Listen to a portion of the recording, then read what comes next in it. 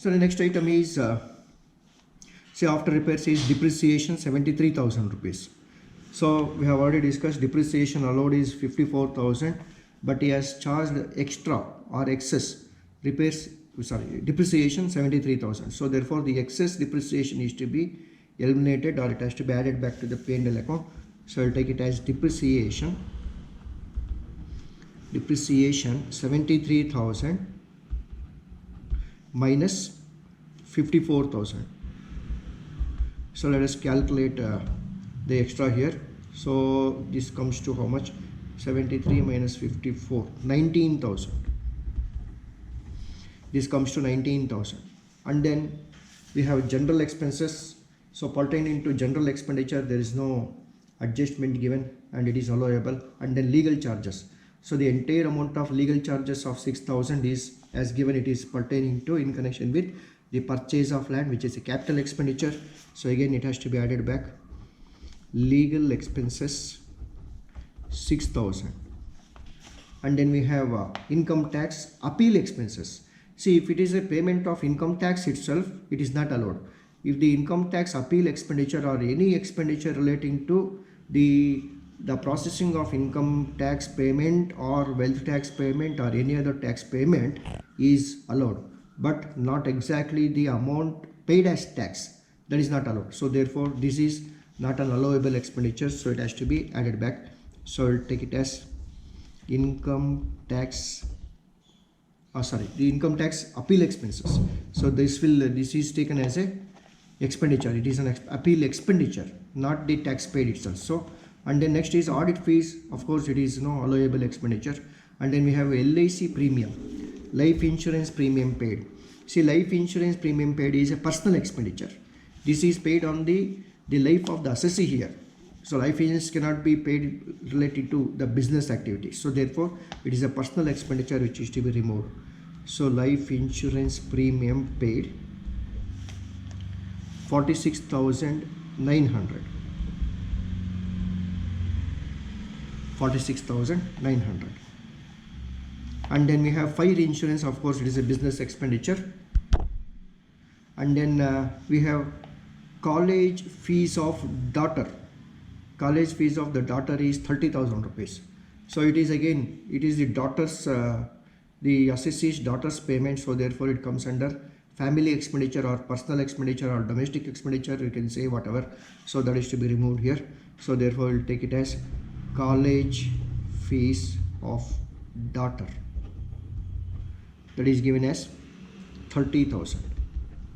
This has to be eliminated. And then we have traveling expenses. So traveling expenditure is, of course, it is an allowable expenditure. So nothing is to be done. This is allowable expenditure. And then let's check the adjustments given here. So the first adjustment is related to stock. This is yet to be considered. And then depreciation allowable, we have considered legal charges, repairs, and then salaries, and then 40% of bad debts recovered or disallowed. So these are the two things to be covered here. Now let us take it one by one. So let us take the stocks first. See, stocks are valued at 10% below the cost. So that means it is undervalued. Both are undervalued. So let us take it one by one. See, first of all, the opening stock. The amount of opening stock is 1,26,000. So as per our the format here, or so even if you go by the analysis, what is to be done is the overvaluation of opening stock and undervaluation of closing stock is to be added back. Now this is an undervaluation of opening stock. Undervaluation of opening stock is to be deducted here. So we have to take it as less here. Okay, less. Now let us see what are to be deducted here. So what are to be deducted is, say, as we have already discussed, so 3 items are to be deducted here. So the 3 items are the admissible, the first one is admissible expenses which are not debited in the P&L account. Admissible expenses which are not debited in the P&L account. And the second one is non-business and non-taxable incomes which are credited in the P&L account. credited in the P&L account. And the third item is the opposite of that is this overvaluation, and here we will take it as undervaluation of opening stock and overvaluation. This is undervaluation of closing stock here, so here it will be overvaluation of closing stock. You can also take it logically also. Say undervaluation of opening stock will reduce the total of the debit side, so therefore the balancing figure of profits will also come down. So therefore the profit ought to be, it will the overvaluation of the undervaluation of opening stock will increase the profits, and similarly the overvaluation of closing stock will increase the credit total. And when you balance the P&L account on that basis, definitely the valuation of the profit will also be more, so therefore it has to be deducted here. Now, so let us check for these items in the problem given here. Let us take it one by one. So here the first one is the stocks.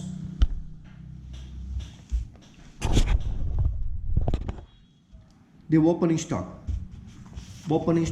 is undervalued here, so undervaluation of opening stock is to be deducted. So let us take it as undervaluation of opening stock.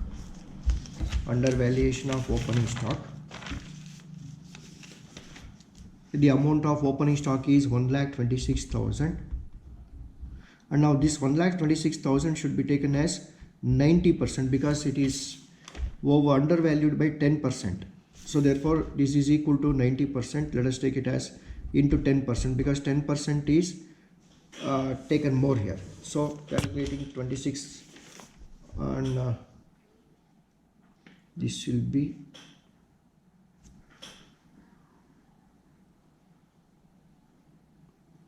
one lakh 14,000. So this comes to 14,000 rupees. So this is 14,000 rupees. And then we have the opening stock, the closing stock. Closing stock is given as 1,35,000. So let us take it as undervaluation of closing stock. Undervaluation of closing stock. So 1,35,000 into again the same thing 10 by 90. So that means this is equal to 90% and we are taking 10% of this. So this comes to 15,000. So this will be 15,000 here.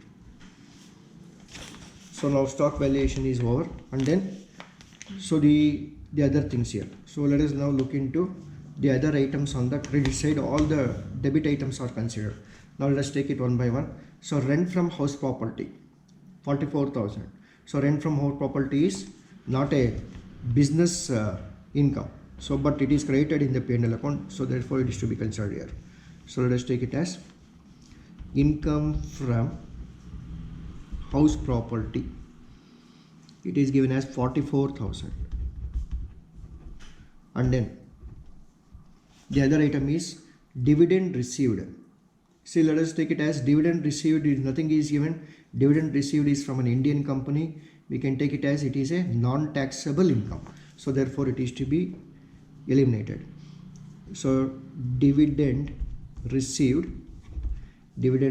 it is given as how much? 10,600. 10,600.